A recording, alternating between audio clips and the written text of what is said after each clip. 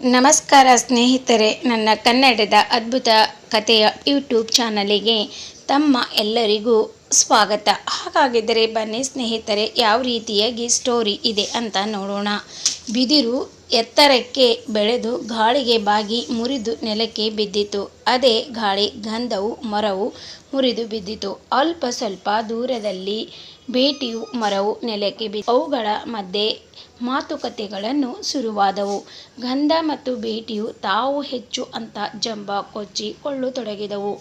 ಬಿದಿರನ್ನು ಹೀಯಾಳಿಸಿ ತೊಡಗಿದವು.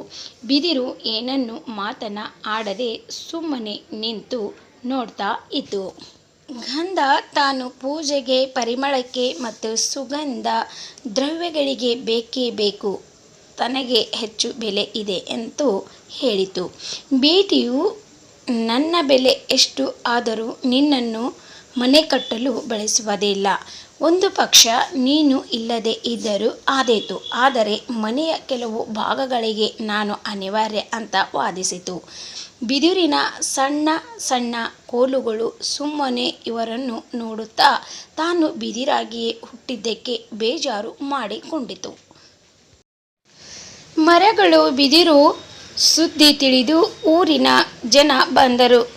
ಕೂಡಲೇ ಕತ್ತಿ ಮುಂತಾದವುಗಳನ್ನು ತಂದು ಮೊದಲು ಗಂಧದ ಮರವನ್ನು ಕತ್ತರಿಸಿದರು. ನಂತರ ಬೀಟೆಯ ಮರವನ್ನು ಕತ್ತರಿಸಿದರು. ಬಿದಿರಿನ ಕಡೆ ಯಾರೂ ನೋಡಲಿಲ್ಲ. ತನ್ನನ್ನು ಯಾರು ಕೊಂಡು ಒಯ್ಯುವುದಕ್ಕೆ ಬಿದಿರಿಗೆ ತುಂಬ ಬೇಜಾರವಾಯಿತು ಹಾಗೂ ಬೇಸರವಾಯಿತು. ನಾನು ಈಗ ಯಾರಿಗೂ ಬೇಡವಾದೇನು ಎಂದು ವಾದಿಸಿತ್ತು. ಹಾಗೆ ಅಂದು ಕೂಡ ಹೀಗೆ ಹಲವು ವರ್ಷಗಳಿಂದ ಕಳೆದವು. ಅದು ಕಡಿದುಕೊಂಡು ಬಂದಿದ್ದ ಗಂಧದ ಕೊರಡಿಗೆ ಈಗ ಬರೀ ಒಂದು ತುಣುಕಿನಷ್ಟಾಗಿತ್ತು. ಬೀಟೆಯು ಮರವನ್ನು ಮನೆಯ ಎಲ್ಲ ಕಡೆಯಿಂದ ತೆಗೆದು ಕೆಲವು ಬಾಗಿಲಿಗೆ ಮಾತ್ರ ಇರಿಸಿ ಉಳಿದಿದ್ದನ್ನು ಎತ್ತಿ ಒಂದು ಕಡೆ ಬಿಸಾಡಿಸಿದರು. ಮಳೆ ಗಾಳಿಗೆ ಅದು ದಿನ ದಿನ ಸವಿದು ಹೋಗುತ್ತಿತ್ತು. ಗಂಧ ಬೀಟೆಗಳಿಂದ ಅದೇ ಬೀದಿಯಲ್ಲಿ ಒಬ್ಬ ಕೊಳಲುವಾದ ಕೊಳಲಿನಲ್ಲಿ ಹಾಡು ಹಾಡುತ್ತಾ ಒಂದು ಕಡೆ ಕೂತಿದ್ದ. ಅವನ ಸುತ್ತ ಊರಿನ ಜನರೆಲ್ಲ ಸೇರಿಕೊಂಡರು. ಎಲ್ಲರೂ ಅವನನ್ನು ಹಾಡುಗಾರನನ್ನು ಮೆಚ್ಚಿದರು. ಹಾಡು ಹಾಡುವವನ ಈ ಮೆಚ್ಚುಗೆ ಕೇವಲ ನನಗೆ ಮಾತ್ರ ಸಲ್ಲಬೇಕಾದ್ದಲ್ಲ, ಈ ಕೊಳಲಿಗೂ ಸೇರಬೇಕು ಎಂದು ಹೇಳಿ ತನ್ನ ದೊಡ್ಡ ಗುಣವನ್ನು ಮೆರೆದಿದ್ದ.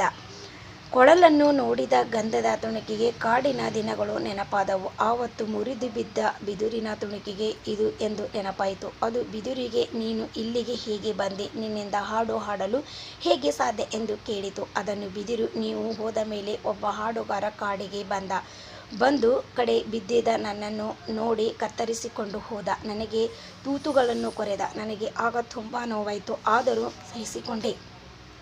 ಆಮೇಲೆ ನನಗೆ ಎಲ್ಲ ಕಡೆಯೂ ಮೆಚ್ಚುಗೆಯ ಮಾತುಗಳನ್ನು ಸಿಕ್ಕವು ಎಂದು ಹೇಳಿತು. ಆದರೆ ನೀವೇಕೆ ಹೀಗೆ ಇಷ್ಟು ಸವಿದು ಹೋಗಿದ್ದೀರಾ? ಬೀಟೆಯು ಯಾಕೆ ಹಾಗೆ ಹೊರ ಬಿದ್ದ ಹೋಗಿದೆ ಎಂದು ಹೇಳಿತು. ಗಂಧದ ಬೇಸರದಿಂದ ಮನುಷ್ಯರು ನನ್ನನ್ನು ದಿನ ದಿನ ಅರೆದು ಬಳಸಿ ಹಾಳು ಮಾಡಿದರು. ಬೀಟೆಗಿಂತ ಬೇರೆ ವಸ್ತುಗಳು ಚಂದ ಎಂದು ಬೀಟೆಯನ್ನು ತೆಗೆದು ಹಾಕಿದ ಎಂದು ಹೇಳಿತು. ಕೊಳಲನ್ನು ನೋಡಿದ ಗಂಧದ ತುಣುಕಿಗೆ